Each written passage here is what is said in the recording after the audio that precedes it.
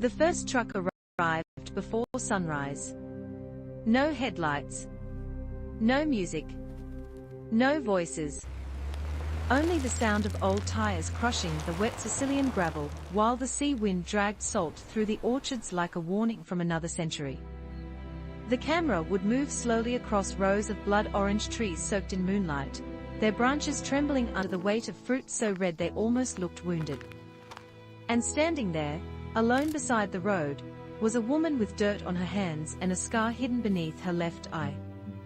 She had crossed half of Italy chasing a story nobody believed mattered anymore. But by the time her journey ended, thousands of people would understand that the sweetest fruits in the world were grown by people carrying invisible wars inside them. Like, subscribe, and click the bell icon for more stories. Her name was Elena Moretti. 34 years old. Former war photographer. Daughter of a Sicilian farmer, who disappeared when she was 11. People in Florence knew her as quiet. Cold sometimes. The kind of woman who listened longer than she spoke. But nobody knew what happened inside her mind whenever she smelled citrus after rain. Because some smells do not belong to the present.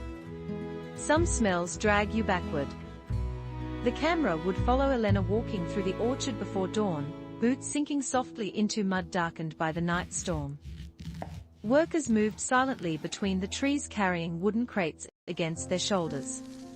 No one wasted words.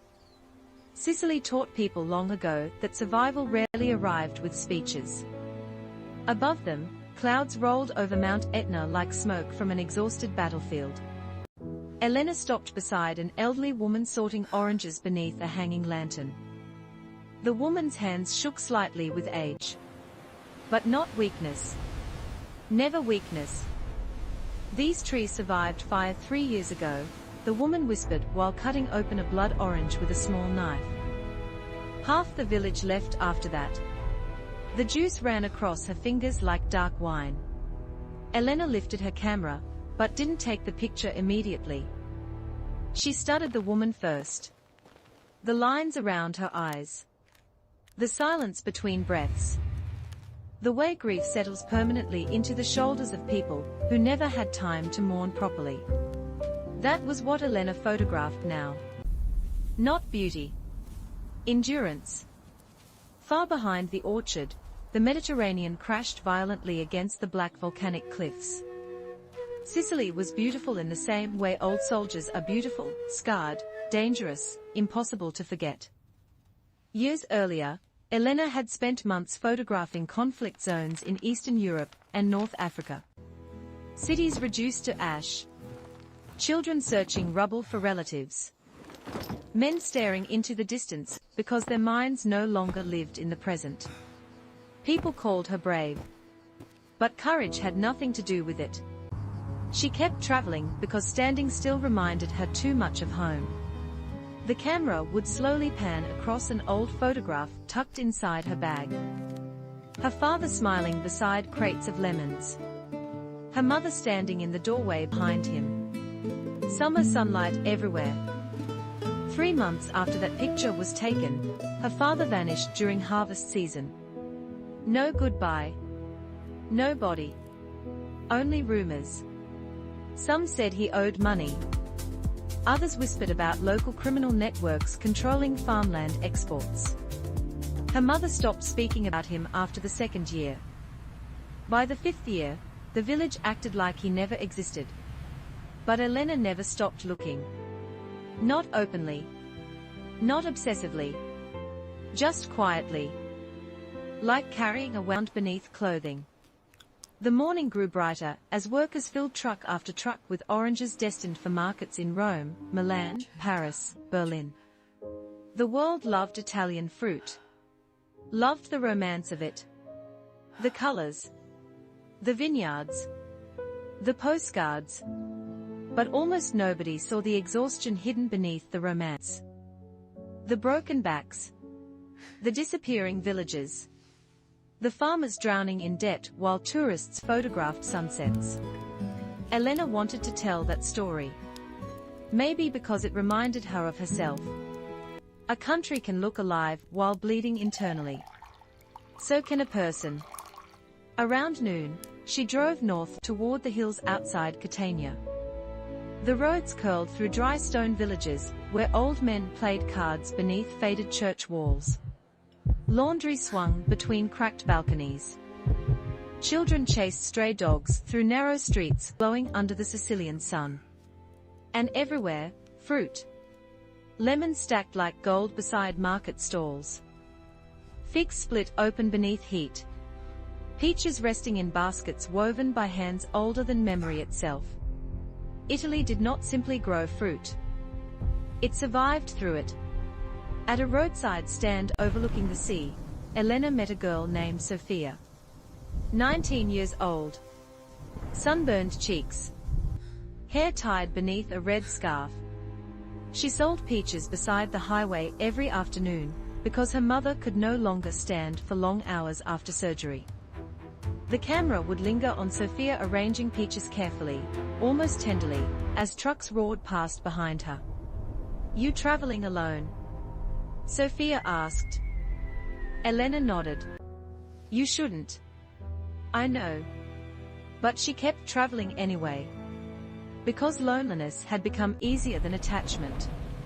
Sofia handed her a peach still warm from the sun. "People stop buying from us every year," she said softly. "Big companies are cheaper." Elena bit into the fruit. Sweetness exploded instantly across her tongue. Real sweetness. The kind supermarkets cannot manufacture. For a moment, her eyes closed. And suddenly she was 11 again. Running through orchards. Hearing her father laugh somewhere behind the trees. Feeling safe before the world became complicated. When she opened her eyes again, Sofia was watching her carefully. "You remembered someone," the girl whispered. Elena didn't answer. She didn't need to. Some grief speaks fluently through silence. That night, Elena stayed in a small farmhouse outside Messina. Rain hammered the roof while distant thunder rolled across the mountains. Inside, the owner served her homemade fig jam, fresh bread, and dark red wine poured into thick glasses scratched by decades of use. The old radio near the kitchen played soft Italian music from another era. For the first time in weeks, Elena almost relaxed. Almost. Then she noticed the photograph hanging beside the staircase. 3 men standing beside lemon crates in 1998. One of them was her father. The glass nearly slipped from her hand. The camera would tighten slowly on Elena's face, as every sound inside the room faded beneath the pounding of her heartbeat. "Where did you get that picture?" The farmhouse owner looked confused. "Oh, those workers rented storage here years ago." "Who were they?" "I don't remember all the names." But he did remember one thing.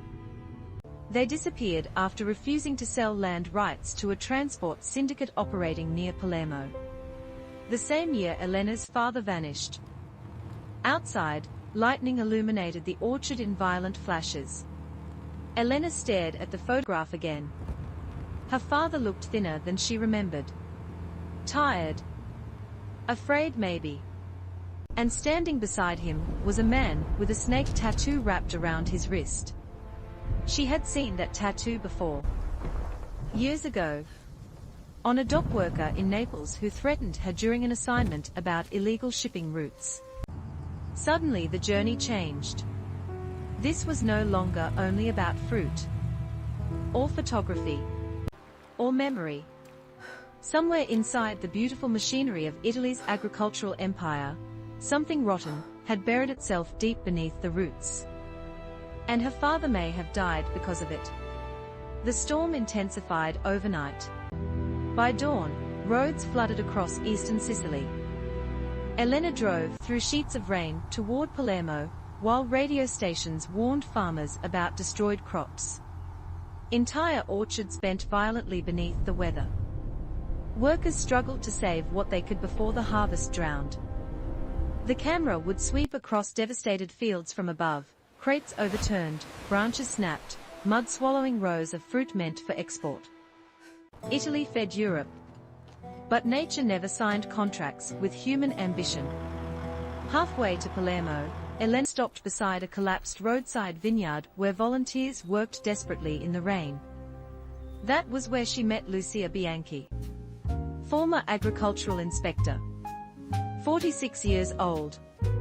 Eyes sharp as broken glass. Lucia recognized Elena immediately from her photography work overseas. "You're far from war zones," Lucia said. Elena looked toward the ruined vineyard. "Not that far." Lucia almost smiled. Almost. Inside a small shelter, workers drank bitter coffee, while generators hummed loudly against the storm outside. Mud covered everyone from boots to shoulders. Nobody complained. Lucia spread old maps across a wooden table. "You're asking questions about the fruit transport routes," she said quietly. "That's dangerous." "Why?" "Because Sicily exports more than fruit." The room suddenly felt smaller. Rain hammered the metal roof above them like distant artillery. Lucia explained carefully. Over the years, criminal networks slowly infiltrated transport systems connecting southern farms to northern distributors. Farmers who resisted lost contracts. Some lost land. A few disappeared entirely, including men connected to Elena's father. For several seconds, Elena said nothing. Then she asked the question she had carried for 23 years. "Was he killed?" Lucia didn't answer immediately. Which was answer enough. Outside, workers continued dragging damaged crates through the rainstorm while thunder rolled across the hills. Life moved forward because it had no other choice. Did he really do it? Lucia finally leaned closer. He was the bravest man "There's I ever someone knew. in Tuscany you need He to saved meet." them all that day. "Tuscany? He used to work with your father before everything collapsed." Elena's chest tightened. Why hasn't he spoken before? Because fear survives longer than courage. The rain eased slightly by evening. Elena stood alone beside the vineyard before leaving, watching workers salvage ruined fruit beneath fading grey skies. One young boy carefully picked fallen peaches from the mud even though most were destroyed. Not because they could still be sold, but because wasting food felt disrespectful somehow. That was Italy. Beauty mixed permanently with sorrow. Every meal carrying generations of sacrifice hidden beneath flavor. As Elena drove north toward the ferry crossing, Sicily slowly disappeared behind her beneath darkening clouds. Villages glowed softly across the coastline like scattered embers refusing to die. The camera would remain fixed on her face through the windshield. Exhausted, determined, and afraid of what waited ahead. Because somewhere beyond the mountains of Tuscany lived a man connected to her father's disappearance. A man silent for more than 2 decades. And Elena had the growing feeling that once he finally spoke, her life would never return to what it was before. Behind her, lightning split the Sicilian sky one final time. Ahead of her, northern Italy waited in silence. And buried somewhere between orchards and vineyards, was the truth. By the time Elena reached Tuscany, the rain had stopped. But the country still looked wounded. Floodwater clung to the edges of the roads. Vineyards leaned under broken branches.